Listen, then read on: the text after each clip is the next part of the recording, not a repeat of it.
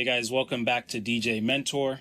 Today we're going to go through my 30-second DJ booth checklist. So this is a checklist we go through every time before a set, and it's to prevent silly little mistakes and to pretty much save your set.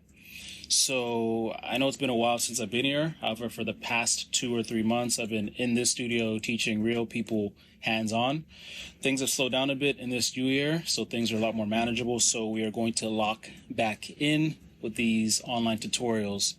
So last time I said we're stepping it up. We finished all the beginner stuff. Now we're a little bit more intermediate, going towards advanced. Hopefully we have some gigs. Hopefully we're playing. You are listening to the DJ Mentor. Real tips, real music, real growth. So before every single gig, we're always gonna go through this simple checklist. So the very first thing we want to do is turn on master Q, and then we're only ever going to turn on the Q of the channel that we're using. Master Q is always on, so we can always hear what everyone else is hearing. Master is attached to the master volume, versus only using the Qs of the individual channel is like the imaginary sound, the headphone Q sound. Okay, so that's the first. The second thing we want to do, also very important, is to turn on quantize. So quantize is essentially beat sync for your cue points and for your loops. We mostly use them to have our loops snap to the closest beat. Because if you don't have quantize on, let's say you open a loop and then close a loop. If you don't have quantize on, and let's say there's some latency between the sound of the speaker and the signal coming from the mixer. If there's a little bit of a delay, whenever you close that loop, it's not going to close exactly on point. So you might be in your headphones, you set a loop, you beat adjust, or you adjust the speed of the other track. If quantize is not on, you're going to do your adjustments, you're going to synchronize the songs, put your headphones down, bring the volume in, and it's going to start drifting off time because your loop did not sync to the closest beats. Simple, but very important. And then the next thing I like to do is I want to set the jog adjust to heavy, like as heavy. Personally, I go as heavy as possible, but I like to set it a little heavier so that any little movement doesn't shift the track over too much, because I might accidentally bump it, I might accidentally touch it. I want the track to move as little as possible. Now I'm going to overlay a screen on the RX3 because this specific MK2 1000, it doesn't have the jog adjust dial. It's kind of permanently set to heavy. However, on many controllers such as RX3, even the AZ, the XDJ AZ, you'll get your manual jog adjust. So let's make that heavy so that minor movements don't shift our track too much.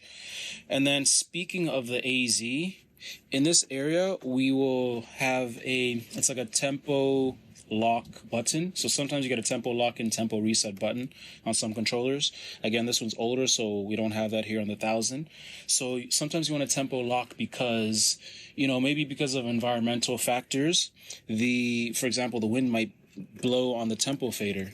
So on the AZ, on a brand new AZ, it can be very light. And if you're outside, something you might notice, your BPM is shifting consistently all the time. That has happened to me before, and that is a pain. Imagine how much of a pain it is. The wind's blowing, the tempo's changing. You're trying to beat match your second track, at this speed. It's just a headache. So some controllers have a tempo lock button. You might definitely want to use that. And then the next thing we do is I want to set my channels to pass through THRU, through, rather than A and B. That's because I don't use a crossfader at all, really. I just use my volume faders and my EQs. And I guarantee you 90+% of you guys are not using your crossfader. And look how light this crossfader is. You can accidentally bump it. You don't want to lose volume off of one of your channels because you accidentally bumped it over to the left or over to the right. So through keeps the channel, or just keeps the signal just passing straight through the channel at 100% of its volume.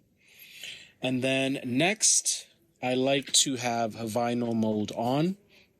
That is personal preference, but many DJs like vinyl mode because it recreates the vinyl platter.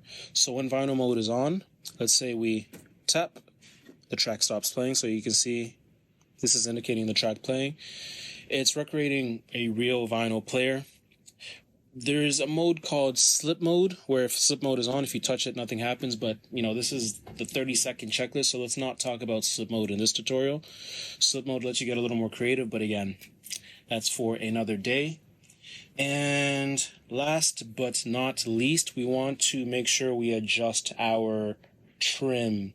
So our trim is going to set our gain, and we just want to adjust it to just below redline. So right now my song is playing through the chorus, which should be the loudest part of the track. I am not redlining. I am, just below red, and my trim is at 12 o'clock. 12 o'clock is typically fine. However, if you're redlining at 12 o'clock, you might want to adjust it down a little bit. So just make sure it's set at least to just below redline for your normal playing. The only times I've ever gone to redline on purpose is peak time, when, the energy's high and people actually want it a little bit louder. I even have a DJ collective called Redline Rhythm, so I love to redline. So that's it. Quick, easy. That's your 30-second DJ booth checklist. Just run through those items every single time, and you should be gravy.